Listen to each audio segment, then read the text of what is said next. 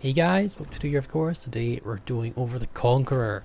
We did cover this before in the Masterclass, but I think it's worth going over again with the times changing. Now, we did look at the armor before, we spent quite a bit of time discussing it, but let us go over the armor just once more very quickly. Citadel, pretty darn weak to plunging fire, not very low armored. A lot of 32 on the deck and on the sides. Yamato eats this breakfast, eats this thing up like, you know, like nothing. It's just like a hot knife with butter. The side armor plating, pretty good purple plating there, as you can see. Pretty darn tanky on the sides. Citadel, as you see again, pretty large and pretty well exposed, so something to note. Ship is covered in a lot of flat angles, not very easy to bounce unless you're hitting that main armor bell, which is very tanky indeed. And yeah, you're going to get pains, you're not going to get many overpains. You got a pretty large superstructure. It's a pretty boxy ship in terms of ships, and yeah, pretty weak to citadels and high penetration values for any high caliber BB guns. Mods, main battery mod is definitely recommended. The turret traverse on the Conqueror is very bad. With full turret traverse build, it's down to 36.7, which isn't great anyway. So yeah, main battery mod is what I'd recommend. Aiming systems you could run, but I'd recommend main battery mod. Steering gears is much more effective, I think. Propulsion's pretty good, but steering gears does give you that flexibility. Concealment is a no-brainer, and main battery mod again is a no-brainer. Commanders, if you have Azure Nelson, definitely use her. Flammable Cannoneer is very valuable. Big 7, incredibly useful skill. Marksmanship, very useful skill.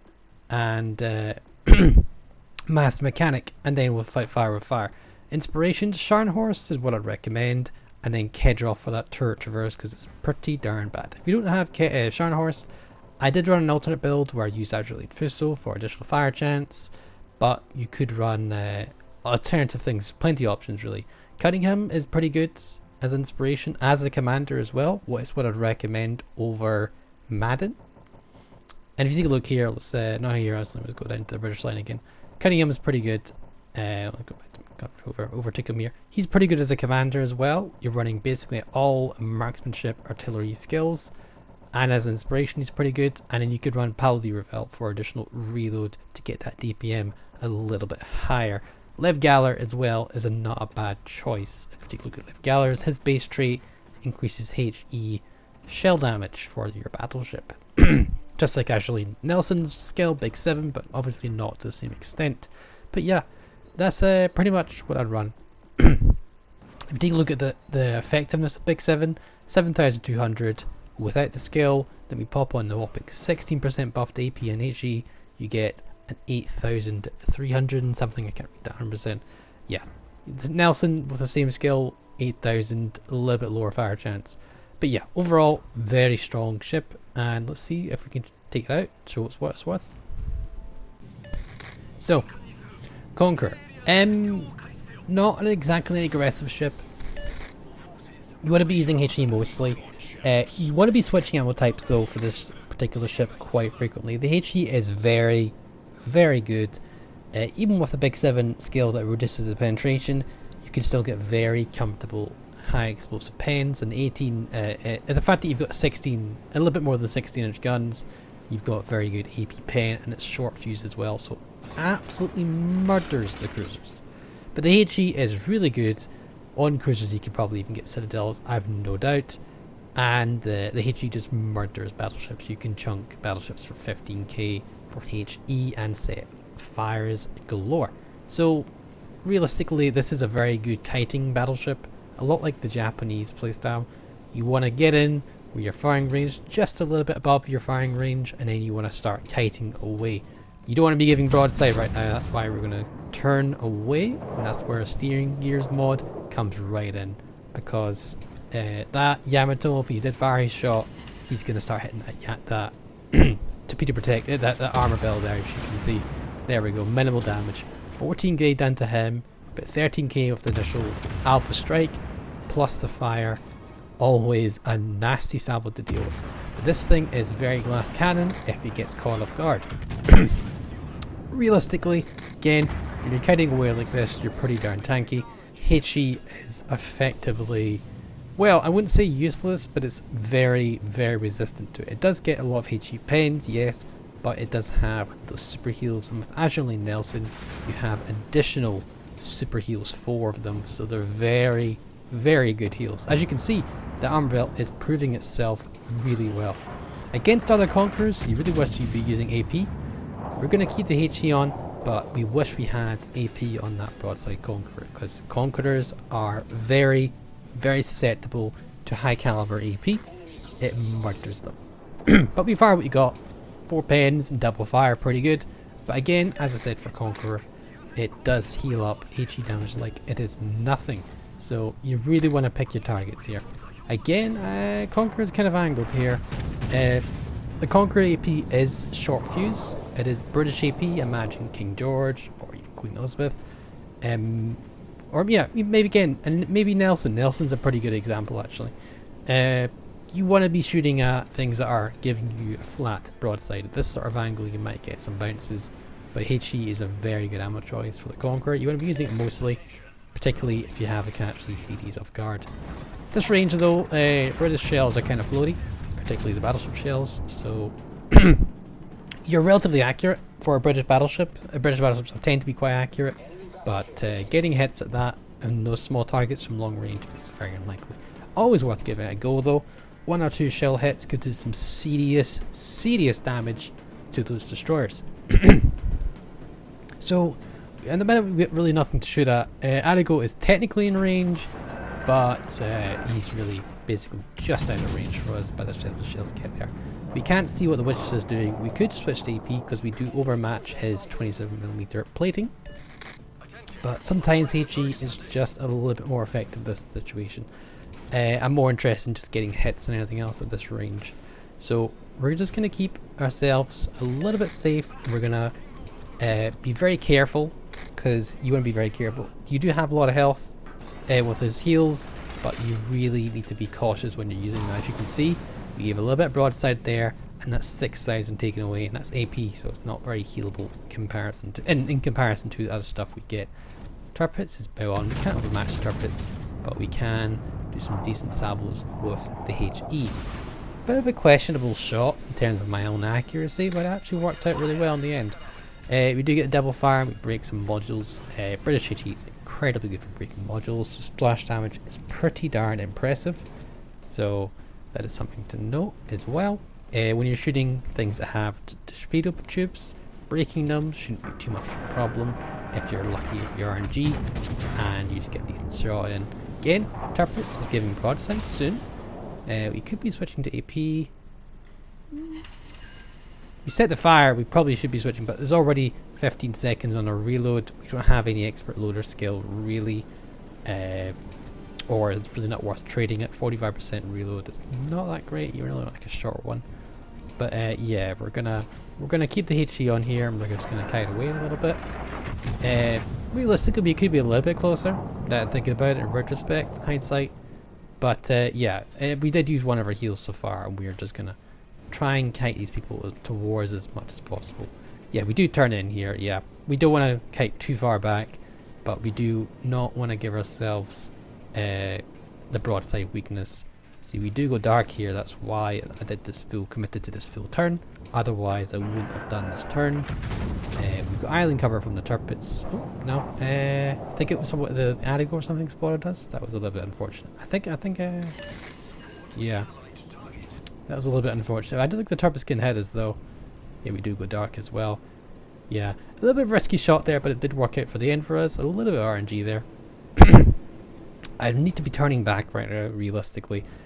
You can take up a lot of punishment in this boat if it's HE and if you're well angled against it, and it's not a Yamato, because the Yamato pretty much overmatches your entire top part of the ship. The only part is the armor belt, which is again the purple armor belt. Even if they won't probably citadel you maybe, but they'll get some decent penetrations on you as well.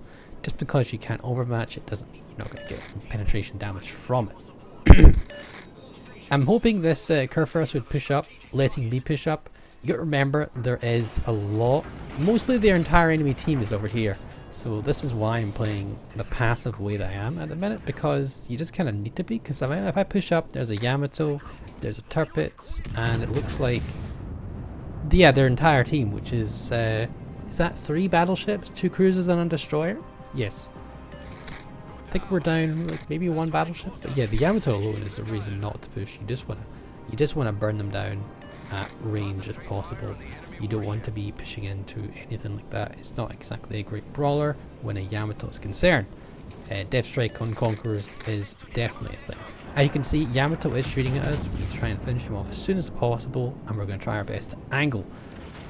Oh, he does miss that shot, which is always great for us. And Conqueror is pretty reliable when it comes to getting some hits. Obviously, when it's well aimed, I think that's a little bit off. He did turn to avoid the salvos, but he's on fire, and he's not really long in this world, really. One more salvo should just finish him off with just an alpha strike of the salvo alone. So, yeah, he shouldn't be too long for this world. He does get another shot off, which could be... Ooh, 11k there. See that?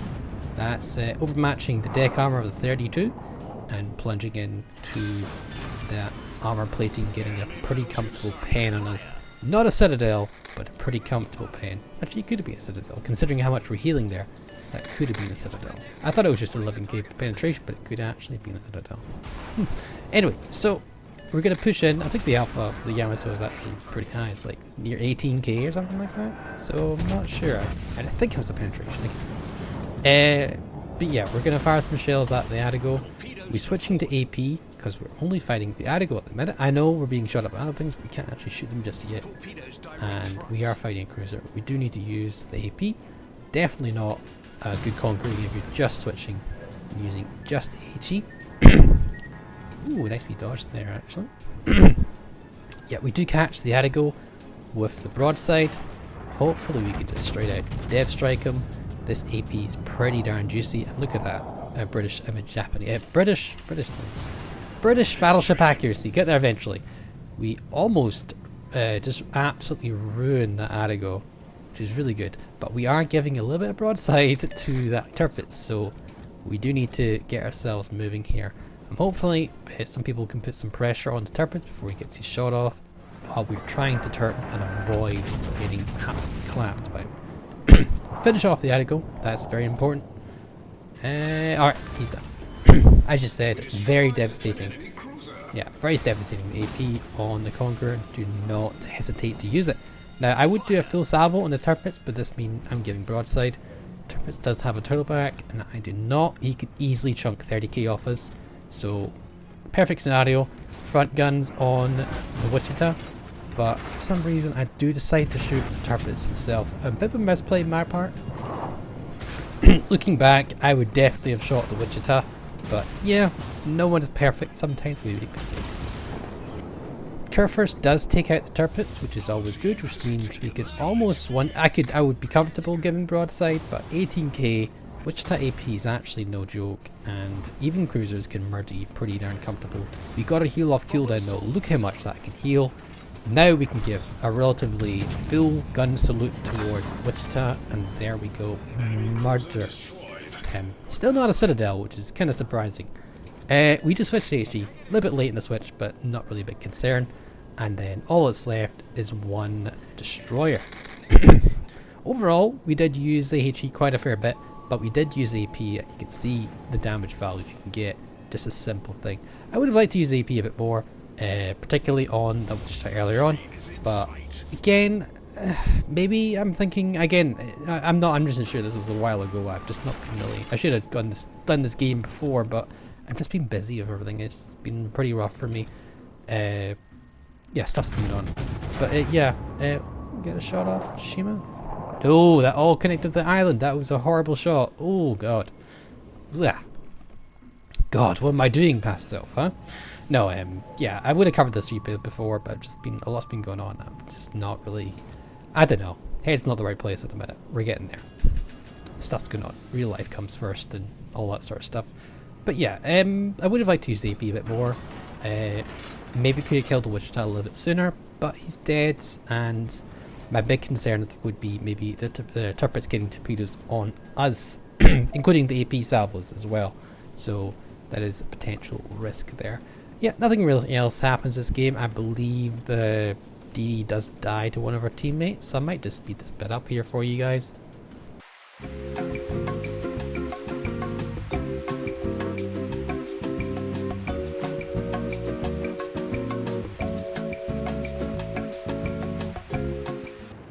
Oh, well, turns out that we reached 1,000 points, actually, which is kind of depressing. Hoping to put up more of a fight, oh well. Anyway, pick up the Dreadnought and the Fireproof, along with 197,000, Witherer, and High Caliber, with only 2 Citadels, 3 kills, but we got some decent fires. 197 is nothing to laugh at.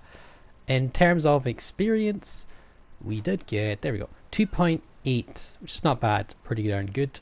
And yeah, I hope this helps you guys out in your Conqueror games. I'll catch you next time. Bye for now.